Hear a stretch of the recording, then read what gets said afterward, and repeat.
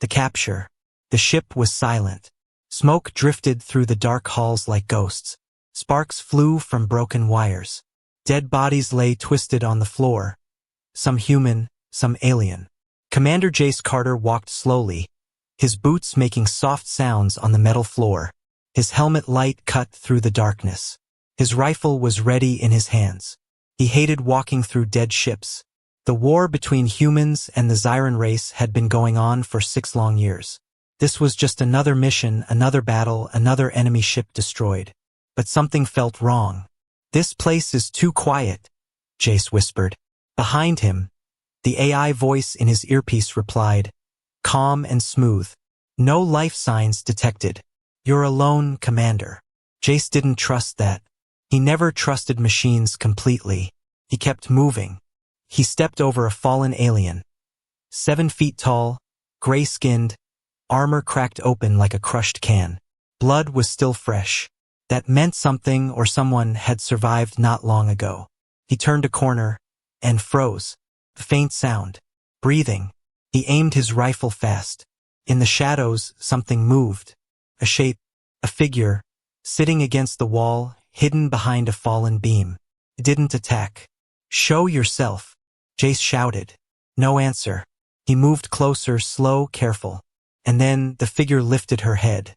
It was a Zyran, but not like the others. Her armor was damaged, her body bruised, arms tied behind her back. She looked young. Her deep violet eyes locked on Jace's helmet. Her lips were cracked. She was clearly weak, no weapon, no strength left. But even now, she stared with fire in her eyes. Jace kept his gun aimed. "Who are you?" he asked. She didn't answer. He stepped closer. "I said, who are you?" Finally, she spoke, her voice low, shaky, but clear. "Kill me if you must, human. I won't beg." Her accent was strange, her English broken but understandable. Jace didn't shoot. "Why are you still alive?" he asked. She laughed softly, bitter, hollow. "My people left me. I failed. So they left me to die." Jace lowered his gun just a little. He had seen many things in this war, but this was new. "You're a soldier?" he asked. She nodded. "Zyran elite warrior. Or, I was." He looked at her. Her legs were wounded. She had probably dragged herself to this spot. Yet somehow she was still alive, still proud. "Why didn't you kill yourself?" Jace asked coldly. "That's what your kind usually does." She looked away. Then, after a pause, she whispered something, so soft, Jace almost didn't hear. "Please, don't kill me, human. I'll warm your bed if I must." Jace blinked. "What did you say?" She didn't repeat it. Her face turned red, strange for a gray-skinned alien. Maybe shame, maybe fear, maybe both. Jace took a deep breath. "Is that what your people do when they lose?" he asked. She didn't answer. He lowered his weapon completely. "I don't kill prisoners. You're coming with me." Her eyes widened slightly. She looked like she didn't believe him. "No tricks," he said. "Try anything, and I'll finish what your people started." Slowly, she nodded. Jace pressed a button on his wrist. "Cora, 1 life form found. Injured. Female Zyran. Get a medkit ready. And prepare a cell." "Noted, Commander," the AI replied.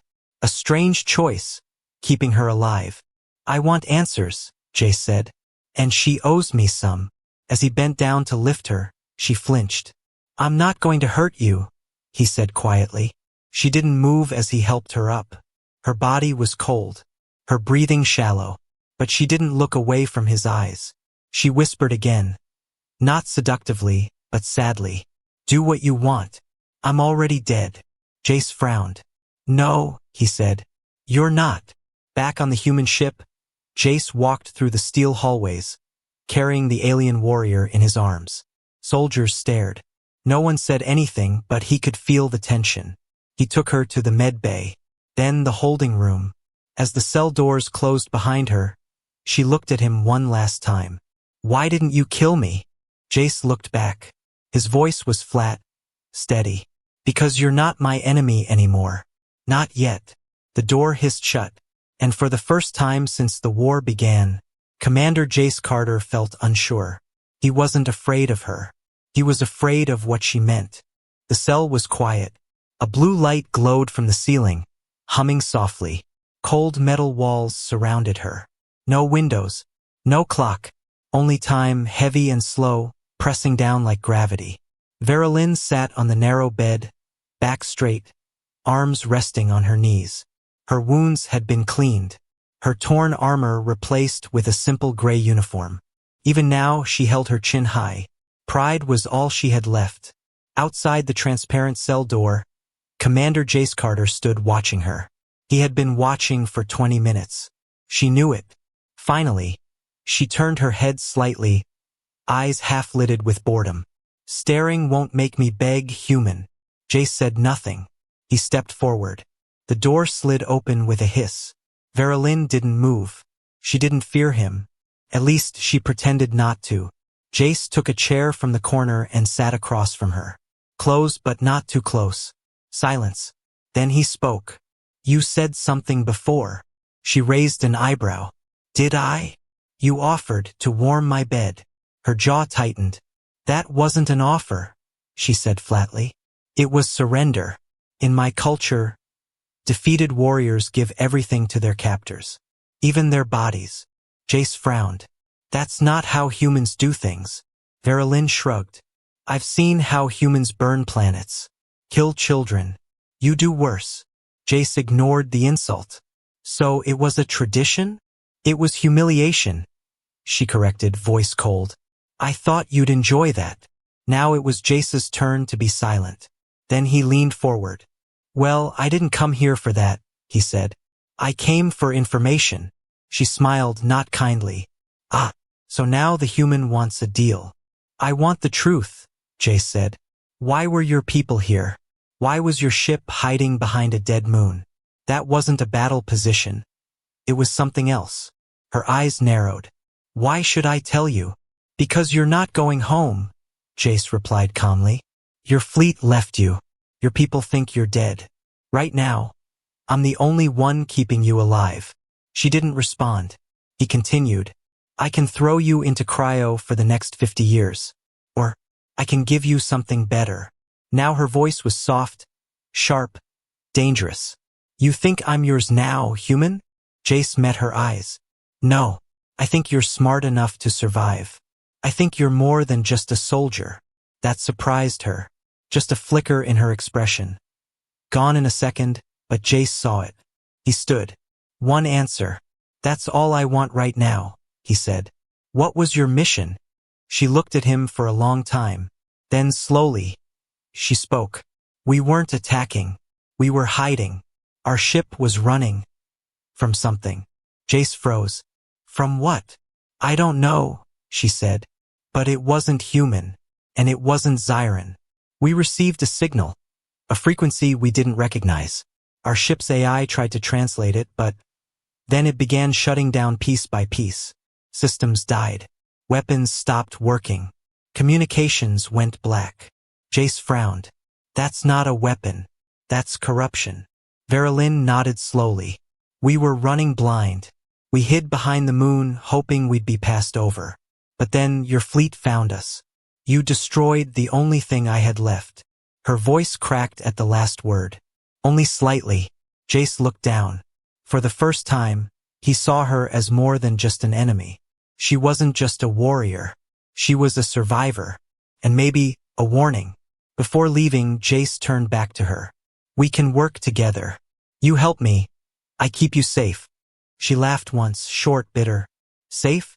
In a cage. He didn't answer. The door slid shut behind him. From inside, Verilyn whispered to herself, voice filled with something new. Not hate. Not fear. Confusion. Why does he care? In the hallway, Jace walked away, jaw clenched, mind racing. He opened a comm line. Cora, monitor that signal she mentioned. Look for anomalies in the last battle logs. Already searching, Commander, the AI replied. But if she's telling the truth, something far worse than the Zyrans might be coming. The lights in the ship dimmed to night mode. Most of the crew was asleep. Only the soft hum of the engines echoed through the halls like a mechanical heartbeat. But Jace Carter was awake. He stood alone in the observation deck, hands behind his back, staring into the stars. His reflection floated in the glass. Tired eyes, tight jaw. Behind him, Earth was just a memory. Home felt far. His mind, though, was back in the prisoner cell. Back with her, Vera Lynn, the alien warrior who should have been dead. Instead, she was dreaming. Hours earlier, he had installed a hidden audio recorder in her room. He told himself it was for security. But now, as the device played back her whispers, something didn't feel like a threat. Felt like a cry for help. Soft alien words slipped through the speaker. Broken, whispered, repeated. Not battle words, not commands, but names. Tazriel, Tazriel. I failed. Jace paused the audio. He rewound, listened again. Same name, same fear in her voice. He tapped his earpiece. Cora, translate that name. Cross-check with Zyron database. The AI's voice replied a moment later. Tazriel, Zyron War General. Status, deceased. Officially. Officially, Jace asked. Rumors say otherwise, but nothing confirmed. Jace frowned. Why was Vera Lynn speaking to a ghost? Later that night, Jace walked to the holding cells. He stood outside the glass door again, silent. Inside, she was asleep, but not peaceful. She turned in her bed, face tense, hands clenching. She mumbled something again. Jace activated the speaker. Vera. She didn't wake. Vera Lynn. Her eyes snapped open. She sat up fast, breathing hard, eyes wild. Then she saw him. Her breathing slowed. You were dreaming, Jace said calmly. She said nothing. You called out to someone, he added. Tazriel. Who is he? She looked away. Silence stretched. Then, my commander. My brother. Jace blinked. Brother. She nodded slowly. He led our squad. We crashed during the escape. I thought he died. But I keep hearing his voice in my sleep. Jace stepped closer. Do you think he's still alive? I don't know, she said. But I feel him, like he's trying to reach me. Jace sat down outside her cell. And the signal you mentioned before, that unknown frequency, did it speak to him too? Vera Lynn looked at the floor. I think it's not a signal, she whispered. I think it's a voice, a real one, but not from this galaxy. Jace leaned back, his chest tight. You're saying something is calling out, and it's not Zyron, and it's not human. She looked at him then. Her eyes were full of something Jace hadn't seen before. Fear. It doesn't speak in words, she said. It speaks inside, like it knows who you are before you do. It's not a weapon. It's a hunger. Jace stood, unsettled. This wasn't about the war anymore. This was something older, something darker. Back in the control room, Jace uploaded the audio to Cora. Analyze the dream recordings. Look for patterns. Already done, Commander, the AI said. The names she speaks form coordinates. Deep space. Unmapped. Uncharted. Jace stared at the star map. The coordinates lit up, a small point far outside known territory. A cold spot in the dark. He tapped the console. Set course for the edge of that region. I want a closer look. If I may, Cora added. She may not be lying, but she may not know the full truth either. Jace nodded. That's what scares me. Back in her cell, Vera Lynn sat in the dark. She touched her own chest, just over the heart. She could feel it, the pull, the whisper. Something was waking up out there, and it was looking for her. Commander Jace Carter stood outside the medlab window, arms crossed. Through the glass, he watched Vera Lynn sit calmly, letting a small medical scanner move across her arm. Her eyes didn't blink. She didn't speak. She looked like a statue carved from ash. The crew had started whispering. Why is she still alive? Why is the commander protecting her? What if she's planning something? And deep inside, Jace wasn't sure anymore either. Later that day, Inside the interrogation room, Verilyn sat at the table. No cuffs, no restraints, just two guards outside the door and Jace sitting across from her. Again. You keep coming back, she said. I must be very important to you. Jace ignored the tease. I got the coordinates from your dreams, he said. We're heading there. Her expression changed. Slightly, but he saw it. Fear. Real this time. You shouldn't go there, she said, voice low. Too late, he replied. And now I need the truth. What exactly is out there? Verilyn leaned forward. Her voice was barely above a whisper. When we received that signal, some of us started hearing voices. Inside our minds. Some went mad. Some obeyed. Jace blinked. Obeyed. They opened doors, she said, eyes distant. Doors that shouldn't exist. Not in space. Not in time. He didn't understand all of it. But he understood enough. This wasn't a military threat. This was something older. Something wrong. Jace stood up, tense. Why didn't you tell me all of this before? She looked at him, calm. Because I didn't know if I could trust you. He laughed bitterly. You're in a cell. On my ship. Her voice turned soft. That's why I waited. You think I'm the danger, but I'm the warning. That night, Jace sat in his quarters, reading through old war logs. The Zyrans had lost hundreds of ships in deep space, most with no explanation. No survivors, no wreckage, just gone. The same region they were heading to now. Suddenly, the emergency lights blinked red. Cora's voice cut through the room. Commander, attempted breach in prisoner wing. Jace grabbed his sidearm and ran. Two soldiers stood outside Verilyn's cell. One on the ground, unconscious, the other shaken. She tried something, the guard yelled. Her hands. She had something hidden. Some kind of sharp metal. Inside the cell, Verilyn stood still. No weapon in sight. Hands raised. Jace pushed past the guards and entered. What happened? He snapped. I was defending myself, she said coldly. He came in and tried to inject something into my neck. I stopped him. Jace looked down. The needle was still on the floor. Unmarked. Unauthorized. Someone had tried to kill her, and she had survived. Again. Later, alone with Jace, she finally spoke quietly. Now do you see? Your own people want me dead. But I told you the truth.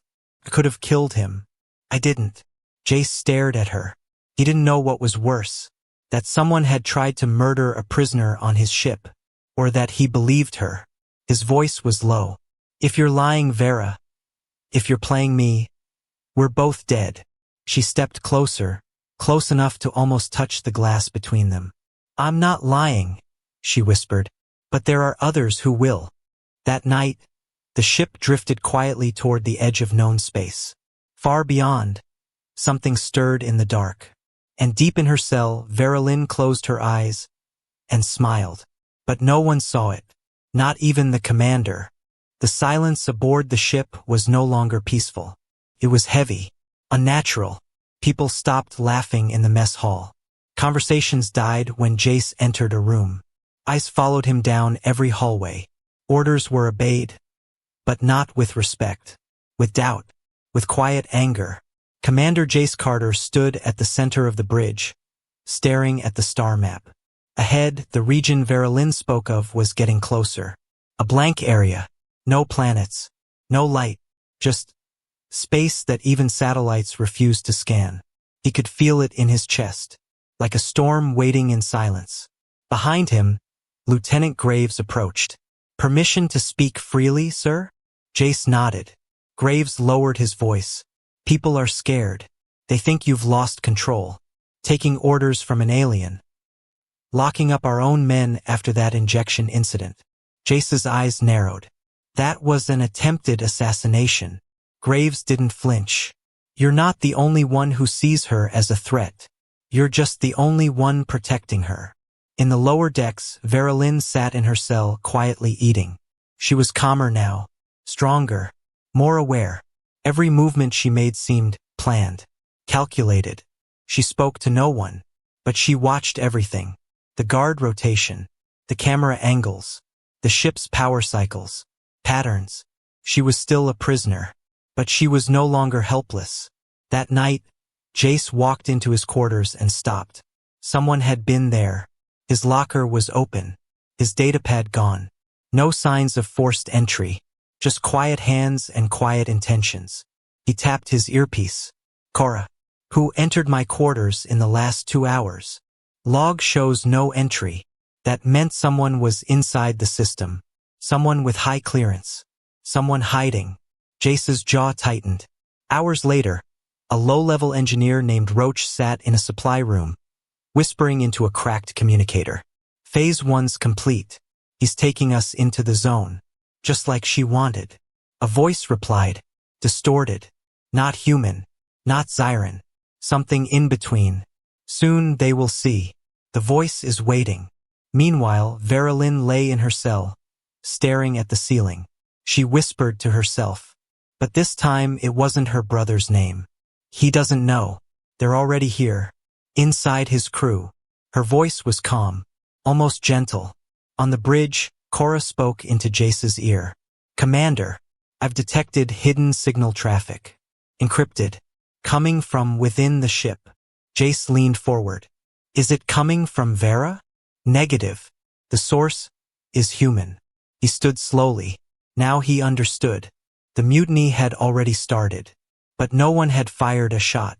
Yet, that night, Jace opened Vera's cell. Alone. She looked up, surprised. Come to kill me? She asked. He shook his head. No. I think you're the only one I can trust right now. She tilted her head. That's a dangerous choice. I know. He tossed her something. A knife. She caught it. Light, sharp, balanced. Not a threat. A test. We're being played, Jace said. From the inside. And I need to know something. He leaned in. Is this your war? Or theirs?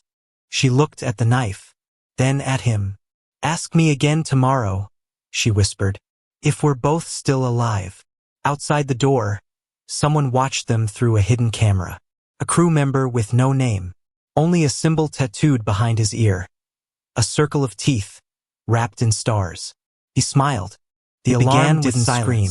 Not the peaceful kind. A soft hum not the warm through the corridors early morning of the ship. Kind.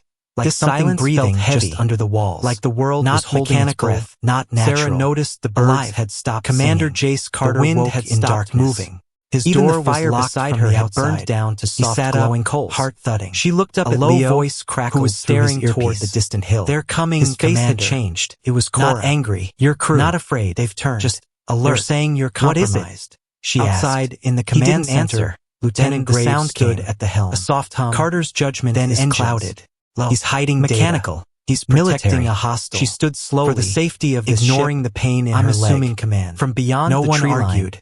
The crew obeyed him. 3 human transports didn't look 6 soldiers in full gear, afraid. 2 drones below hovering like insects. Jace kicked open a maintenance panel and crawled into the dark in a black behind his room. She wore no helmet. Dripped down his face. Her face was sharp. Cora, unreadable. Open the security override to cell Colonel 9. Reeve, get me Captain to Vera. Walker. You sure that's smart? She stopped a few feet away. I'm not sure of anything. Her eyes flicked to Sarah. Verilyn stood waiting inside her cell. The rumors she were wasn't true. Surprised to Didn't know him. There were rumors. Told you, Leo she muttered. Said. You did have to choose the Valari girl. Jace tossed her a field suit. That's desertion on duty. You know that. We're leaving. I didn't report her. And going where? Leo said exactly. Because she wasn't a threat. Minutes later, stepped hidden closer. In a cargo bay. She's an alien soldier. Activated an old escape She's a pod. Child. Small. She's a witness. Unregistered. Sarah stood straighter. As it powered up. I didn't come to spy. Verilyn looked at him. I didn't even mean to survive. Why risk everything for me? Your kind doesn't need to mean it. Because I think survival itself is dangerous. I'm running from Leo them. Stepped forward. She tilted her head. She saved my life. They're scared. Reeve raised an eyebrow. He asked. Did she now? She shook her head. When her people came back of what's speaking through me, she could have turned me in. Silently. Let them kill me. No one noticed. She didn't. Or maybe someone Reeve left them turned go. Her eyes to Sarah. The pod vanished into black space. Sarah swallowed. And behind them, because he didn't kill me, shrank into when nothing. He had every reason to. Maybe. The soldiers behind Reeve whispered among themselves. Hours later, she raised a hand. The pod, silencing Jace them. Stared out the window. This is a war. A dark mass of stars, not a kindness contest. Twisted space. Leo clenched pulsing his fists with slow light. Then maybe like that's something watching back. For a second, turned to Vera. No one moved. Tell me everything. Then Reeve pointed. She closed her eyes. She's coming with us. Tazriel was never in front of my brother. No, he was part of a Zyran experiment. You're protecting her? We were trained to hear the ancient voice over your duty. Open it. I'm protecting the only thing I've seen in this war that gives me hope. The one that speaks between stars. Arrest him. The one your people thought moved forward. Static. Sarah didn't hesitate her. She stepped between them. She held up both hands. I still am. If he goes, suddenly the pod said loudly, a flicker in the system. Reeve frowned. Dimmed. What? Cora's voice I'm Valari. Commander, you think something's I'm dangerous. Overriding the pod. I'm a threat. Signal is not from human space. But you take stars me outside. Bed. Let him go. Like glass warping Leo's voice heat. Broke slightly. Jace gripped Sarah. The console. No. What is that? She said. Verilyn not whispered. Looking at him. The voice. You gave me a choice. It knows we're listening. You saved me. Jace you turned to her. No one else led me ever into this. Reeve laughed once. She said quietly. You think we negotiate I tried with aliens? To stop you. No. But something in you, Sarah said, pulled you but toward maybe it. She reached out, your own. Gently touched his temple. Turned to the soldiers. You hear it too. You follow orders, don't you? Right? He didn't answer. Even if they're wrong. In the darkness, the youngest of space, soldier hesitated. Two things were now clear. Reeve stepped forward. Jace was no longer just a commander. She drew her sidearm. And Verilyn, you both want to die for this lie? Prisoner. Sarah back looked on down the main barrel of the gun. Graves stood on the bridge. She didn't move, sweating. I'm not afraid of you. Had entered the ship's comms. Not anymore. A soft, childlike gun trembled slightly, repeating Leo stood beside her now. Closer. No weapon. No shield. Just presence. You'll have to shoot us both, he said. Reeve's hand twitched. Then, one of the soldiers lowered his weapon. Then another. Then another. You said we fight monsters, the young soldier said softly. But she's not a monster. You are. Reeve's eyes went wide. You. But by then, her command had vanished. She was alone. She lowered her gun slowly. This isn't over, she hissed. No, Leo said. But it's changing. Reeve walked away without another word. Her boots crushed the fallen leaves like broken promises. Silence returned. Sarah collapsed to her knees, shaking. Leo caught her. You didn't have to do that, he said. I did, she whispered. Because for once, I chose what I became. And for the first time, she wasn't caught between two worlds. She was building a new one. The escape pod drifted into the dark. No stars, no sound, no time, just a slow ripple across the black, like space itself was breathing. Commander Jace Carter sat at the console, fists clenched, sweat on his brow. His weapon lay forgotten by his side. The signal had returned. Not loud, not violent, just steady. A soft, pulsing rhythm in the walls, in his bones, like a heartbeat, but not his, not human. Verilyn stood behind him, silent. Her hands glowed faintly, veins lit with a soft silver-blue light under her gray skin. The closer they came to the source, the more she changed. She wasn't dying. She was awakening. Now you understand, she said quietly. Jace didn't answer. They're not coming to kill us. They want in. His voice cracked. Into what? She stepped forward. Into you. A projection lit up in the center of the pod. Static turned to image. Not a creature. Not a face. Just light. And in the middle of that light, a human silhouette reaching. Not real. Not physical. But familiar. It looked like Jace. Or what he could become. This is what the voice offers, Verilyn whispered. Knowledge. Merging. Evolution. No more war. No more fear. But no more us. Jace stood slowly. What do they want from me? Verilyn's eyes were sad. Permission. Far behind them, the main ship lost control. Graves and the crew watched helplessly as screens flickered, walls bent slightly, and lights dimmed without cause. Someone screamed. Someone else began laughing. The voice was in the air now, calling one name. Jace. Back in the pod, Jace faced Verilyn. Why me? I'm just a soldier. She stepped closer. Because you listened. You chose not to kill. You chose not to fear me. That opened something in you, and they saw it. He looked down at the console. 2 buttons. One red, one white.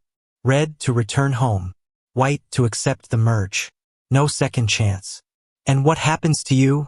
He asked. She smiled. I already belong to them. My choice was made long ago. But you can still decide who you are. The pod grew silent. The pulse slowed. Time hung like dust in water. Jace stared at both buttons. He remembered Earth. The war. The pain. The betrayals. The fear.